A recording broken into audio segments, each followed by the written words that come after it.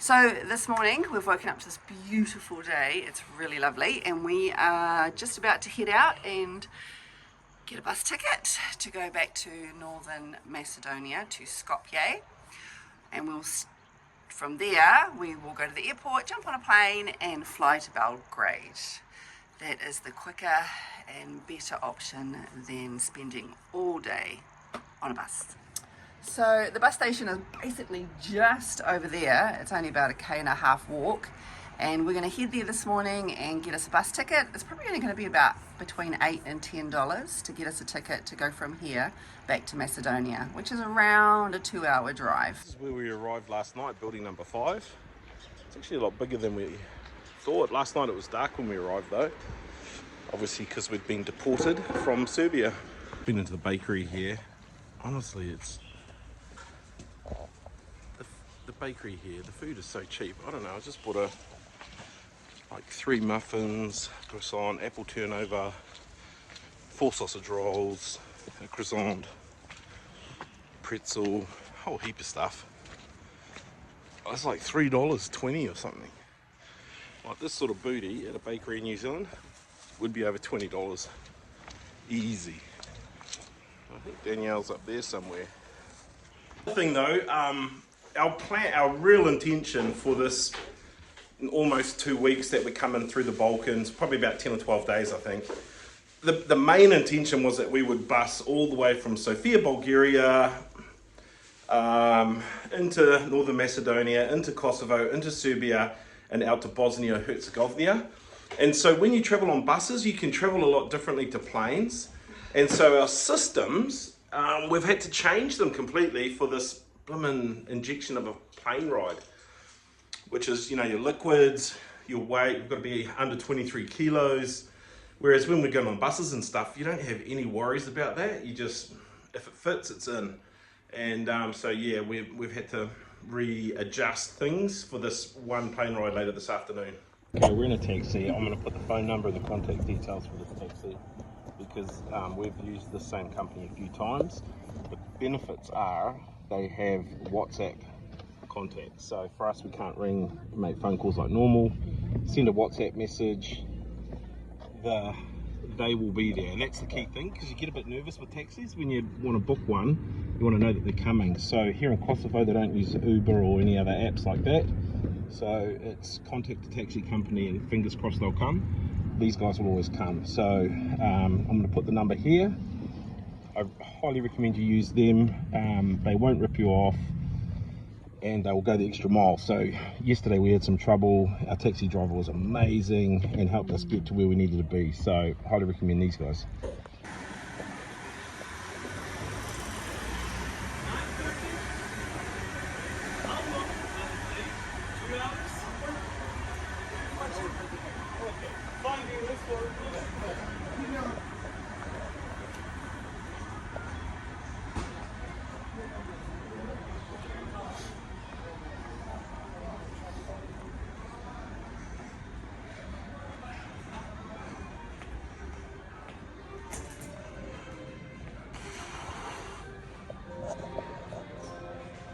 Main hope today is that the bus that we came up here on from Skopje was Amalfi Tours. It was like 4 or 5 people on it. That was awesome. So we had seats galore. The bus we were on last night was a chicken bus, and it was so hot, sweaty, crammed, and no space. So we're hoping that this bus back from Pristina back down to Skopje is also empty. Fingers crossed.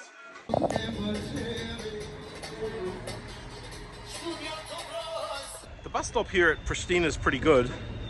Toilets are very, very clean for your €50. Danielle went the other day here and said you need toilet paper of your own, so make sure you've got that here, but plenty of shops for you to buy munchies for the road and stuff. Very well stocked and very well priced.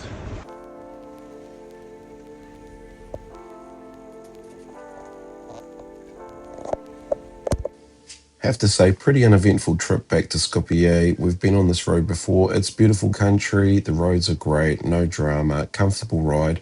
Probably the most important thing for us was we didn't have a terrible border crossing. There was a bit of PTSD rolling up to a checkpoint, a customs immigration one, but we got through unscathed, and of course we were welcomed back to Macedonia with no problems at all.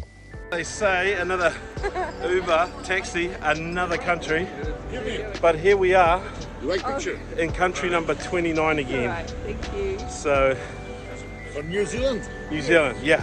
New Zealand. Yes, driver before. Yes. You remember? Okay, so it's kind of deceptive here in Skopje because Skopje, look how clear it is today to go up that mountain and look at that cross. It's probably under service anyway. Very nice day here today. But the central bus station's quite a big distance to the airport, so you're looking around 30 odd kilometres. The price is €20, which it's one of the more expensive taxis, but it is a long way out, so we'll let you know if we see the value of money there.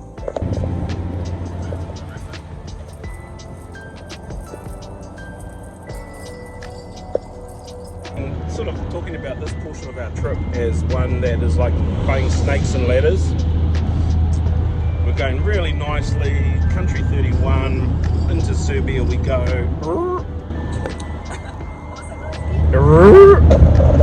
That's the sound of a record stopping. So, and then we get blocked at the border and told we can't enter, and we have to go back to northern Macedonia so we can get a border crossing from here. So that was like a big snake slide, and we slid down that snake 2 countries back to northern Macedonia. But we're about to pull out our secret weapon, which is a ladder. Yeah, I'm looking forward to that. Jumping on a plane, and instead of spending 9 hours on a bus, just spend 1 hour and 10 minutes.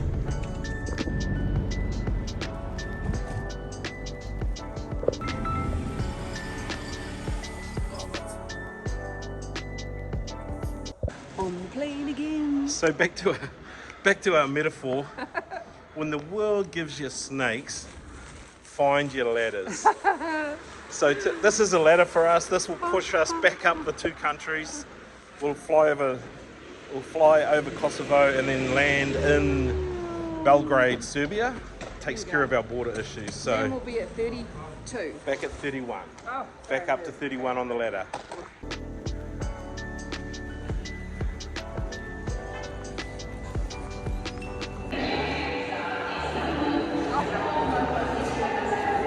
Okay, well, I hope we're not just being naive, but we didn't get asked anything about, have you been to Kosovo before and did you get turned away from any borders?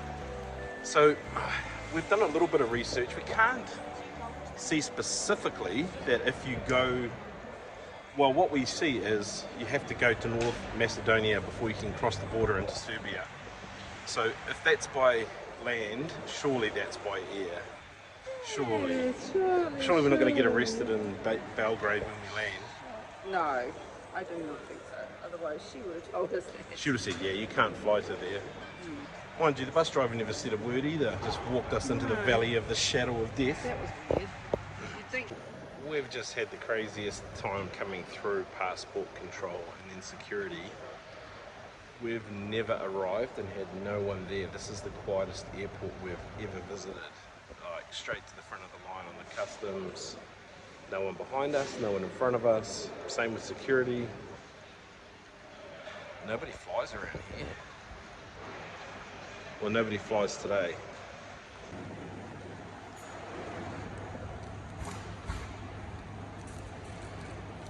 I think we are in the world's quietest airport.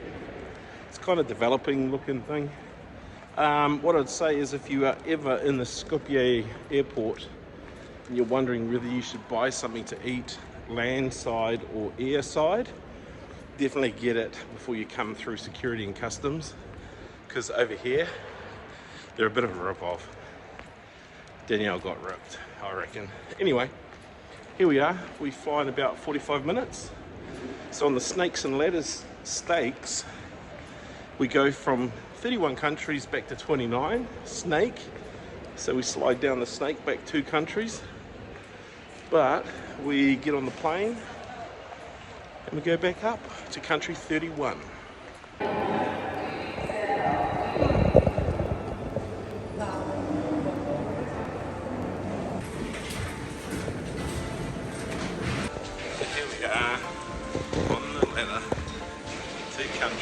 Let's go.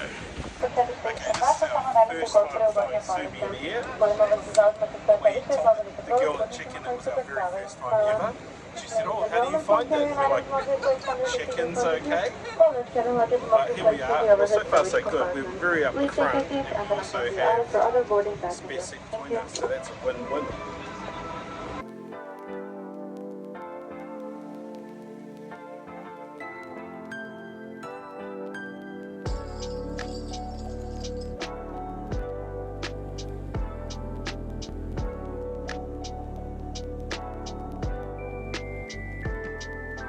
This is another one of those really weird experiences when you're flying in Europe where it's a 1 hour flight. Literally you're just going up, across a bit and down and you're landing. So for us this is a flight from home to Auckland or from Auckland to Wellington. For us here though, we've flown over 2 countries and now we're landing in Serbia. It's so cool. We've done it, we've made it to country 31. Well, once we get through customs, once we get through border control, maybe. So here's another little observation. Serbian Airlines, Air Serbia, they really corner. Like they really bank when they throw it into a turn. So, whoa.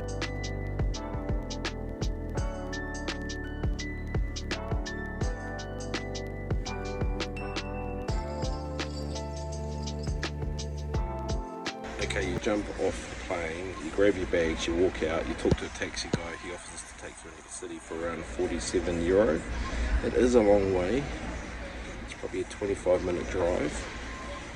It's 100 New Zealand dollars. For me, it's like, let's go on the bus and see if we can save a bit of money.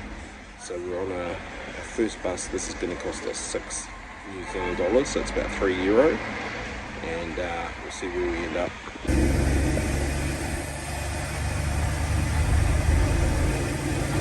Okay, this is something cool we didn't know about Belgrade, is all the city buses, trolleys, etc. free. So that's pretty cool. If you get on a big bus anywhere around town, it's going to be free. We're on like a shuttle bus, direct express bus right now, so this cost us, like 400 Serbian dinar, which is about 6 NZ. But it gets us right into town so we can jump on a free bus and it makes it easier for our connection. So that's pretty cool, free buses, free public transport. We're now in the downtown domain of Belgrade or Belgrade. Buses are all now free, trolleys are free, public transport.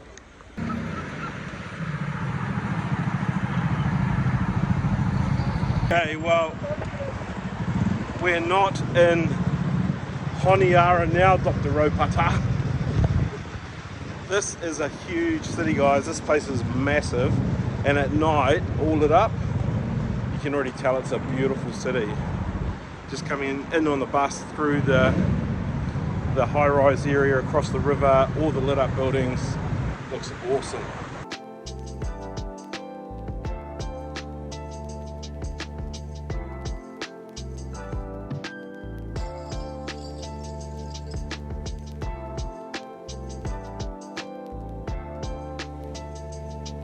Okay, I'm starving, I'm nearly hangry.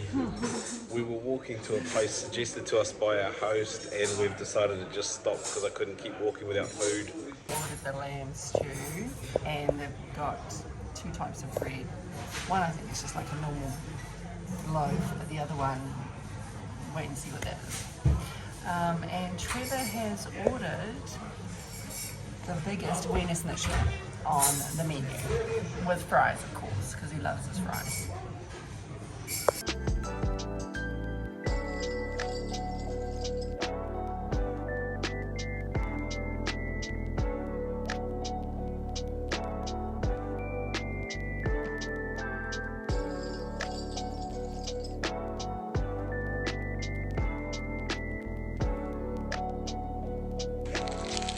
Things I like to do when we get to new places is I like to look at the lollies and just see what the different kind of lollies are. I don't know how I feel about these ones.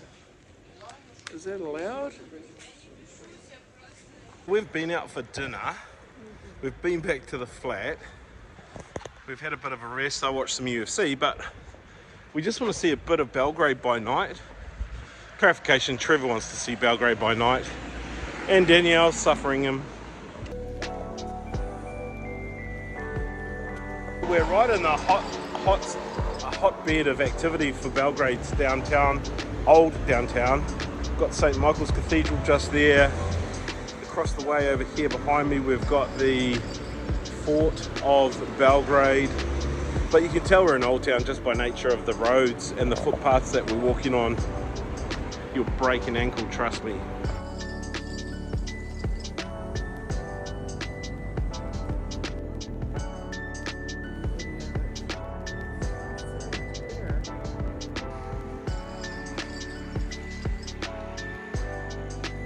There is so much tagging in these places. Like, these look like really old buildings that have a lot of beauty about them. And these, like, just street art just shows up and nobody seems to worry about it. They just let it stay there. Because we had refugee status for the last 24 hours or so, means we don't have as much time in Belgrade as we would have liked. So I'm pretty keen to go out and just see some of the lights of the city by night. But realise that tomorrow night, because tomorrow was probably a big day, we won't have any energy to come out and do it. We've just been walking around here across the street. You can see there's lots of people around, buses coming and going constantly. Probably because all the buses are free in the city, so you can get on and off all day and pay nothing. So awesome Belgrade.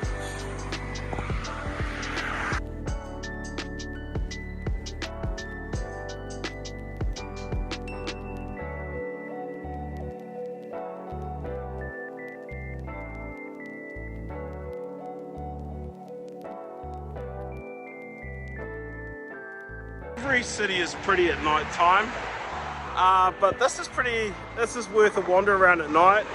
There's this awesome promenade here that runs all the way along the river, well lit at night, and probably a really nice place to hang out during the day.